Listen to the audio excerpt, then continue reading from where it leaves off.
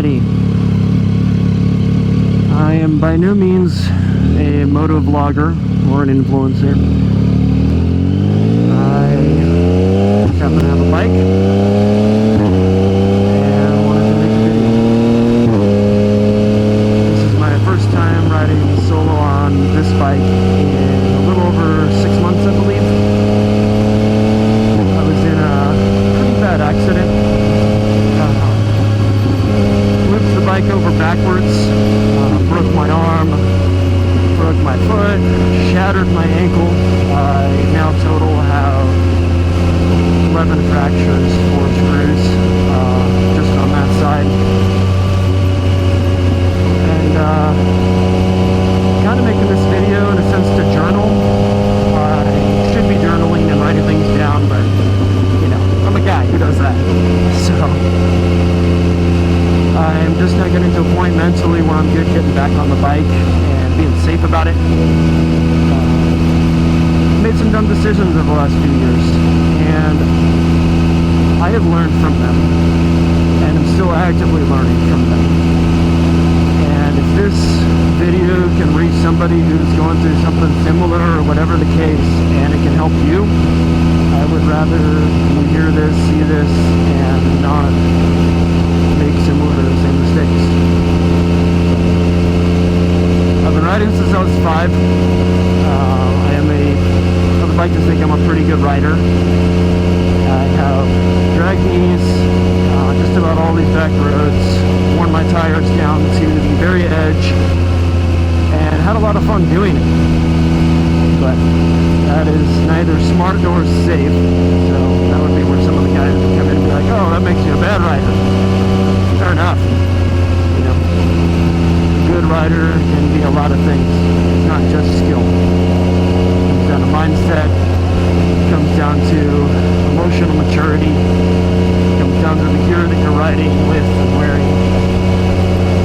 All of that. Back in May, I was emotionally riding. I have recently gone through a divorce. And there's a lot of lessons that I didn't learn before approaching a new relationship, and got into that marriage, and I shouldn't have. And as a result, I hurt somebody that I cared a lot about, and I still care a lot about. And in turn, she hurt me. And took it way too personally, and started riding more and more aggressively. Now, if you can't recognize what this is a 900cc motorcycle. This thing is by no means one of the fastest bikes out there. You know, leader bike can whomp on it, but it moves pretty quickly, right? Like, it will accelerate very fast. One thing these things are very good at as well is wheelies, and I am half decent at wheelies.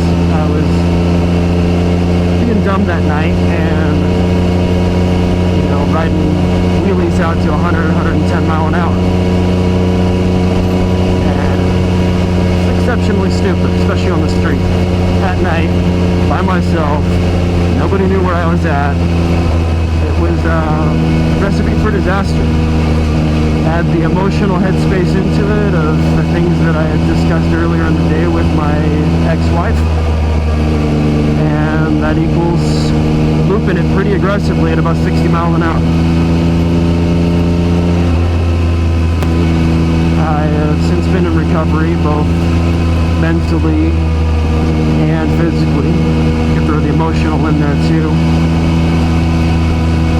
Going to therapy, physical therapy and mental. And I've learned a lot.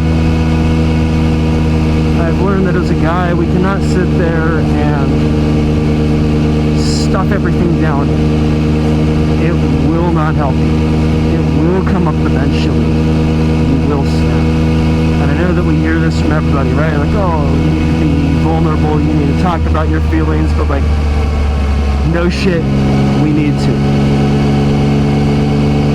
With that being said, there's another side of this coin that you gotta be careful not to do. And this is the issue that I've run into recently that I felt compelled to talk about. You know, through the divorce process, through a lot of my physical trauma and recovery and healing, I was able to make some really good friends. Friends that took care of me, friends that were there at the drop of a hat. I sent a text message, they were there. You know, even when they were literally halfway across the world enjoying their vacation, I sent them a text and they were there for me. And I have not been that in return to them. A lot of the trauma that led to my relationship failing is stuff that I had dealt with through really childhood is where a lot of it came from. I'm not going to say that I was in a abusive household, but I was definitely in a troubled household. I had people that were not able to emotionally connect with me.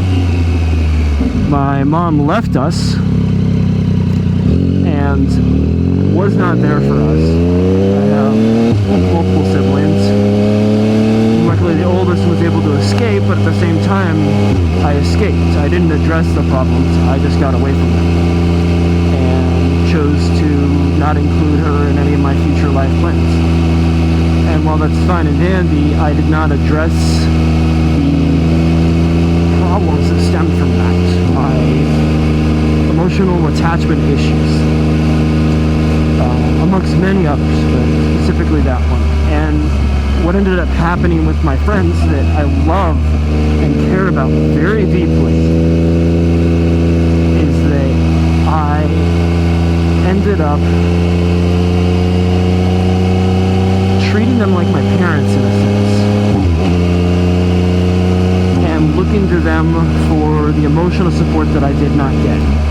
And while it is okay to lean on your friends and okay for them to help you out and to be there for you, they cannot fill that childhood void.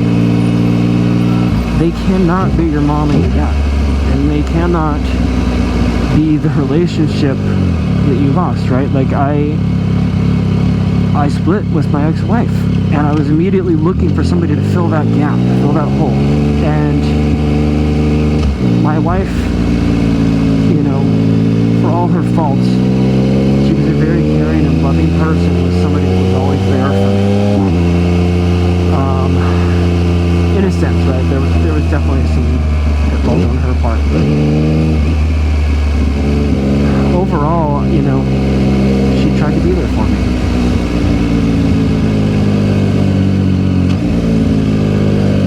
And so I looked for that in somebody that was not supposed to be that for me.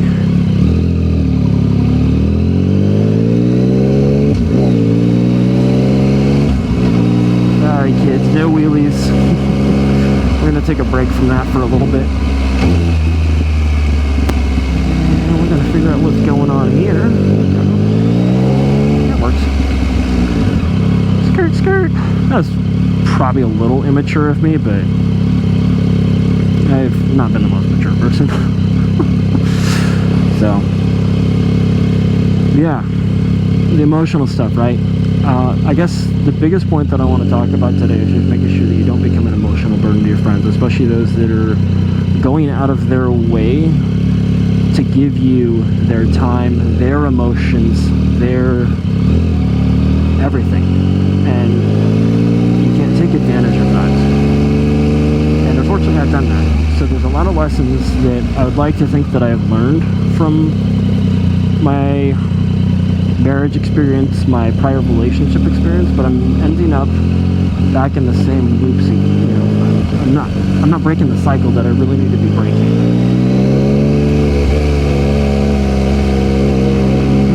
I mean, you can not want me to go through here, but I'm still going to go through. This is legal. This is the state of California. Lane splitting is not only legal, it is smarter for us.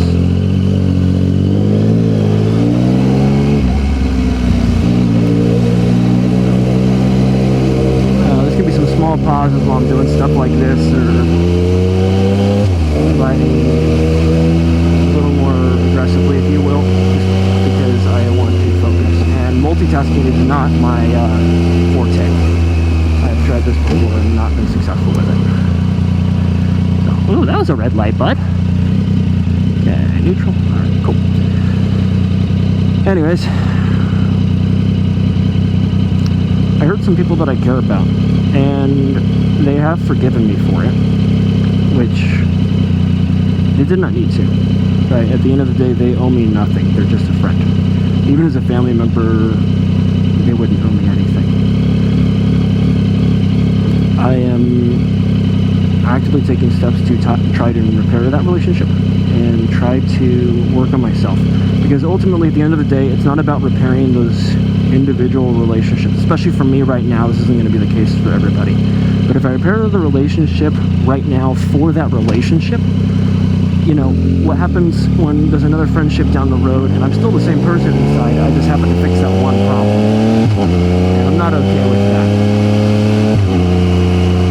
I want to be an emotionally mature and available person for any of my friends. We might take a side street. Nah, I can make it up there, never mind. I'm going right. I'm going to go up and do local canyon to us, Canyon 227. A nice easy ride, nothing crazy, but gives me the opportunity to just passively talk. Careful here for all these woo-haws thinking they're gonna scoot over, and I gotta clear a lane, otherwise me and I got it. Ooh, friend! That was a Ducati, I think. A nice, loud, annoying bike through this really peaceful little village. Ooh, and we got traffic. This is the perfect time to be doing 227. Just be stuck in traffic. It's great.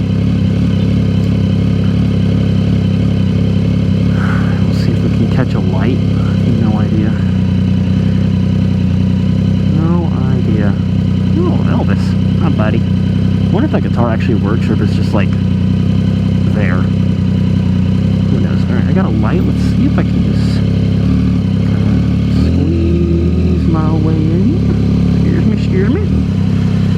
Alright. 300 SL action. Ooh, the dealer plate. Cool.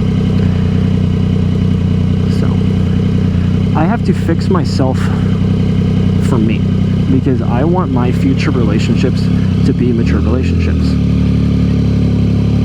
And I know that that sounds selfish in a sense, because it's like, oh, you're just doing it for yourself, you're being selfish. Yes, I am, and I need to be selfish. But overall, I do believe that it is a selfless act, because I do not want to present a lesser version of myself to a spouse, to a friend, to a co-worker. I would like to think that if somebody is deserving of my time, they deserve the best version of myself and the best, you know, best use of that time, because they're going out of their way to give me time.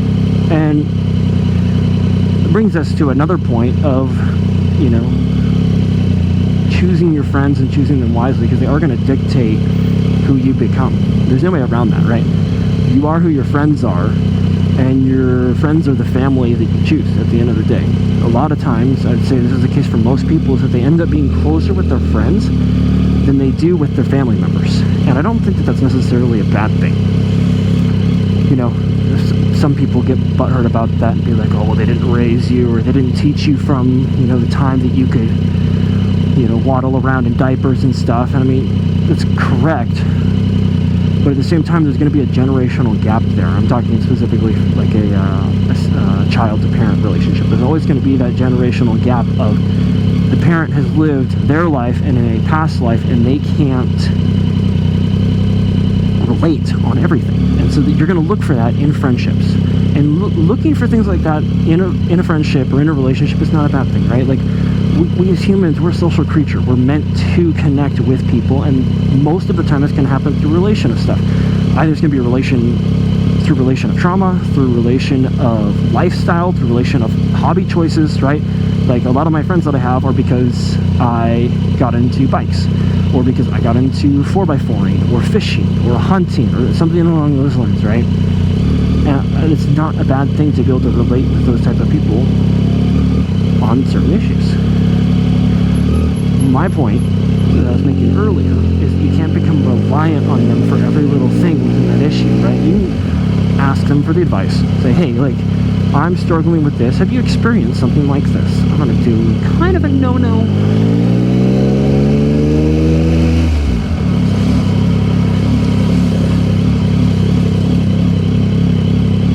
See if I can honk that. It's only kind of a no-no. It's like a gray area. But don't make your friends your therapist. Don't fall in love with your therapist. Neither of those things are good, and neither of them are smart. Your friends are not meant to be that for you. It's going to strain the relationship. It will strain any relationship, but specifically close ones. It's not a bad thing to talk to people and to be able to share your secrets, right? And share your fears, and share like the things that you're working on, share the things that scare you, your fears, all of that, right? Like it's good stuff to talk about. You need somebody to talk about and be able to relate to them with, but it can't end up being for every single little thing. You have to be able to grow and mature into who you're supposed to be. You can't take everything from one person either. It's good to get perspective, right? Everybody's got a little bit different perspective in life because they've all come from a different walk. I'm not going to sit here and say that, like, you know, spiritual versus non-spiritual, church versus non-church. Like, you know, everybody's going to make their own decisions there. I like to get a well-rounded approach because, well, yes, I believe a certain thing. I also live in this world. And some of the problems that I have had in my relationships, specifically my marriage, are because of what I was taught in the church. And I'm breaking free from a lot of those cycles. I'm breaking free from a lot of, you know, family cycles too. Because my family believes a certain way. They've taught me a certain way, which is great, right? Like, that was their job. And they did the best job that, I would like to think that they did the best job that they could. I know that there was definitely some shortfalls, specifically on my mother's side. Dad definitely had his fair share. He's still working through a lot of it. He's still trying. And effort for me means a lot. That doesn't mean a lot for everybody. But for me, effort is huge. And I see that he is still trying. I would like him to listen and maybe go to therapy himself and learn some things so he can break some of his own cycles that he's still dealing with. Please don't hit me. That's not my place to make him do that. I've asked him. He's going to do what he's going to do.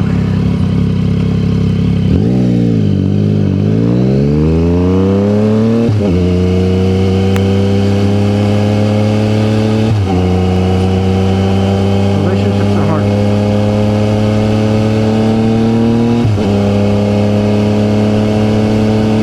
Doing the hard thing in the end. I'm still fresh from the divorce, and it still really, really hurts me. I get super lonely at night, being alone. I get lonely doing activities like this because this is what I wanted to be doing with my wife. Not necessarily motorcycling, but spending time talking, having these conversations, and growing and learning, and that didn't happen.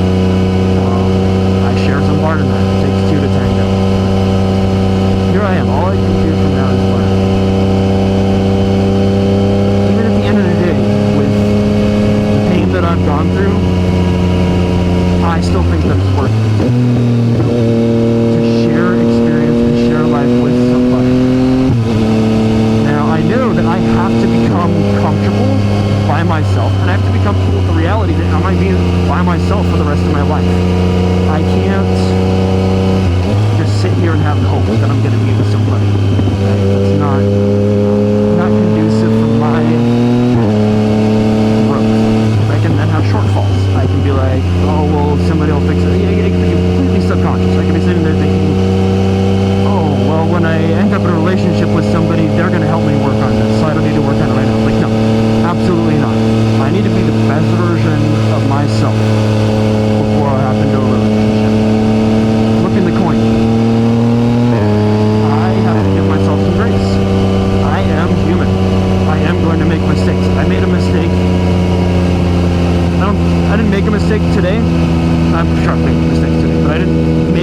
relationship, but I admitted to a problem that I had had in the past, and it hurt that person, rightfully so. I was either not telling the truth, diverting from the truth, you know, for lack of better words, I was lying. I was lying to a friend that I care a lot about and that I don't want to lie to. And I'm not happy with that. I don't want a relationship that is built on falsehoods. Now, I have to give myself grace. I was going through something. Right? I was going through a divorce. I didn't want all of my feelings known because I didn't even know all of my feelings. But I should have been the mature one to, in that moment, say, hey, I am not comfortable talking about this right now. Let's not. Right? No is a complete sentence. I could have just said no. I feel like I owe this person a little bit more than that. I need an explanation. Or these people, right? I'm talking about multiple people here. And I didn't. And instead chose to just go with the easy answer of, oh yeah, no, I'm fine. Or no, I don't feel that way. No, it's not affecting me this way. Riding the motorcycle, right? I told them, hey, yeah, I'm good to ride. I'm not suicidal. I'm not dangerous. Now, I'm not suicidal. Make that clear. But I did not have the safety mindset that I should have had. And that cost me. You know, all in all, I'm probably in close to $500,000 over the last 2 years of my injuries. And that's not, it's not cool. It's also straining all the relationships close to me. My family, my extended family, my friends, everybody has had to deal with me the last 2 years and my emotional immaturity. And I'm tired of that. I'm done with that. I do not want that to be my life. A very good friend once told me that if you don't like something, change it. So that's what I'm doing. I'm actively working to change these things. A lot of it starts with first witnessing it and identifying it, and then identifying it down to that root cause. Don't just say, oh yeah, I'm doing this, right? Like, I'm lying to my friends as a self-defense mechanism. I should stop that. Take it that step further. Be like, okay, I lied out of a self-defense mechanism because my father was hard on me, my mother was hard on me, because X, Y, Z, it doesn't matter, but I was using diversions, white lies, whatever, to protect myself. And it's the wrong way to protect myself. I'm not going to tell you that it's wrong to have some sense of self-preservation. You need that. Every aspect of life, physically, spiritually, mentally, emotionally, you need that. You need to keep some people at arm's length distance. But those people that care about you, those people that are giving you every ounce of their time and love, they don't deserve that. They deserve the best version of yourself. I'm going to keep referring back to that. They do not deserve to be lied to. We all know, because we're all taught this in, you know, preschool, kindergarten, whatever, that, you know, one little lie, domino effect, and it turns into something way worse down the road. And it's true. You can't lie. It is far better for you to be upfront and honest and say, hey, I do not want to talk about this. I am not emotionally ready or prepared for this type of conversation. And if they are a good friend, they will respect that. If they are an emotionally immature friend, you may have to temporarily or permanently cut them out of your life. And that sucks, right? You can't hold on to people just because you fear loss. I'm learning this one actively, right? A lot of what I'm talking about here, I'm learning actively. That's why I figured I'd share some of that. And I identified that problem down to the root, right? It comes from my mom leaving, it comes from my dad not giving me the words of affirmation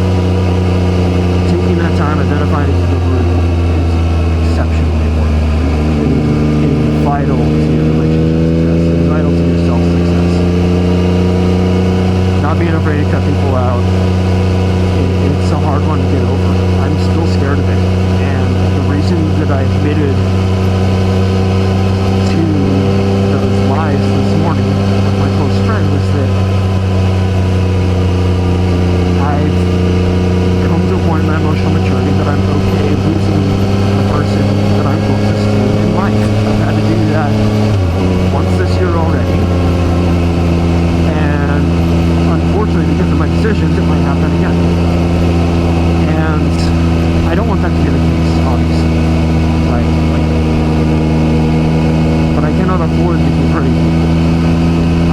I don't want to push them away. I think that's immature. I want to kind of make that decision.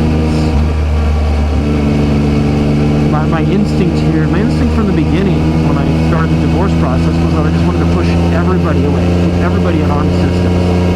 And I can't do that. And I'm glad that I didn't. I tried, and some people did not let me because they knew what would happen.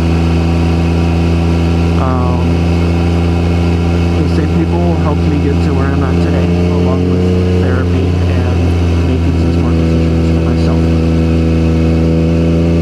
And I'm forever grateful for them for doing that.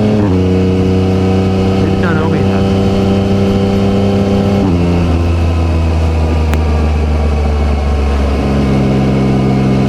It hurts to think about, to let them go. It really does. But I have to be comfortable with myself and know that I am, at the end of the day, going to be okay making my own decisions for me.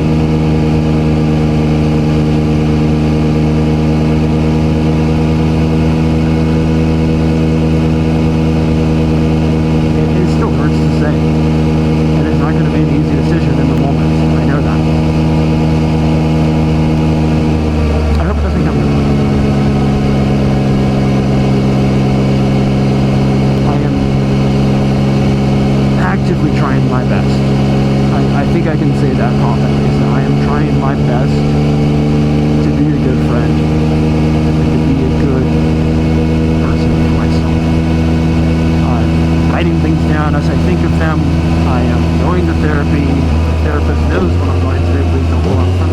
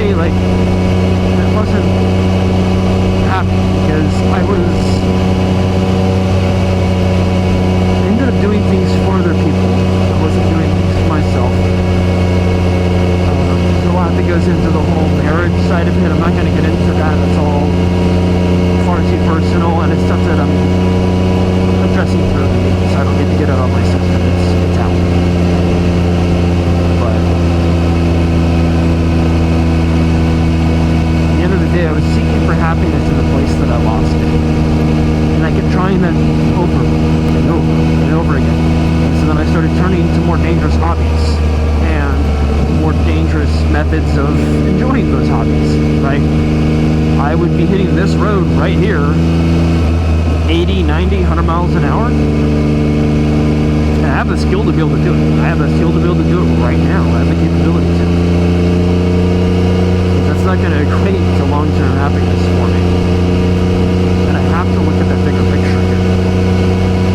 Because if I'm dead or I'm maimed or I'm injured to the point where I'm unable to do day-to-day life, how am I supposed to pull my kid in the future? Because I want kids. I so desperately want kids.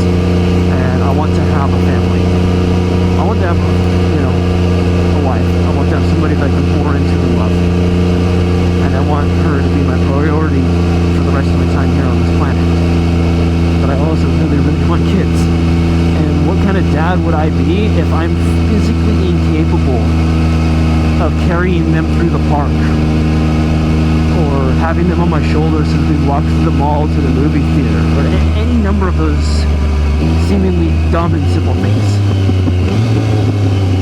But those are the things that matter in life, is those little moments.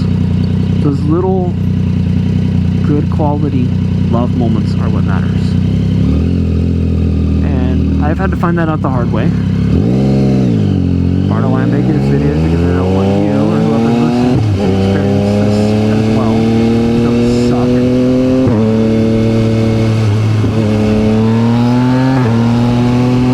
Thank you. Unless they were turning. They were not turning. They were being nice.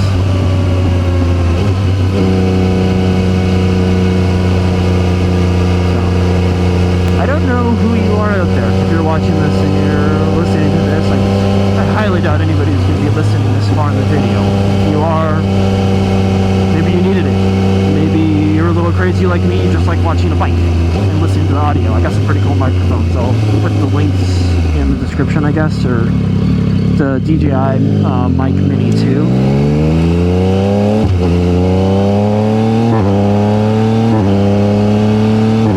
I've got one in my helmet, one mounted right here out of the wind, using a GoPro Hero 13. I don't know who you are listening and watching this far along, but know this: I care about you, and in a sense I love you. Kind of weird, don't make it gay, right? I care about everybody that I interact with at one level or another. I want everybody to be the best version of themselves. I want them to enjoy life to the fullest. We've only got a couple years here in the grand scheme of things. And it would be a shame to be wasted by a simple emotionally charged accident. I came very close to dying. I hit the ground at 60 miles an hour. It was rough. It was violent. I don't know how I didn't hit my head. Thank God there was not another vehicle involved. Right? Like, it was just simply me, and I walked away from it. You know, I had a broken ankle, and I didn't realize that, but I pushed through. I've got a pretty high tolerance, pretty high pain tolerance, and I had a lot of adrenaline pumping through me. A lot of adrenaline, so I pushed that bike 1.5 miles back to my house. Didn't get an x-ray for 3 days. Walked on it. Knew something was wrong, didn't know it was that wrong. Here I am today. And I want you to care for yourself. I want you to take time and be the best version of yourself. I want you to change your perspective. I want you to know that you matter and that you have a purpose in this life. And I've come to realize that even though I've made some mistakes and I've hurt some people, I still have the opportunity here to learn from myself and the opportunity to share this with others and be a mentor for people. I can be the person that my friends have been to me. And I can't get hung up on the fact that I can't pay my friends back for the love that they've given me. Love doesn't work like that, right? You can't treat love like a transaction. Did that for years. That's not the answer. But you can choose to love selflessly and still have some sense of self-preservation. And that's what my current goals are right now. So, yeah. Anyway, I am going to go ahead and turn this video off. And I'll probably start another video of me riding back safely and smart. We're not going to risk another injury, but I think I am done talking. I am done hearing my own self lisp. I have retainers.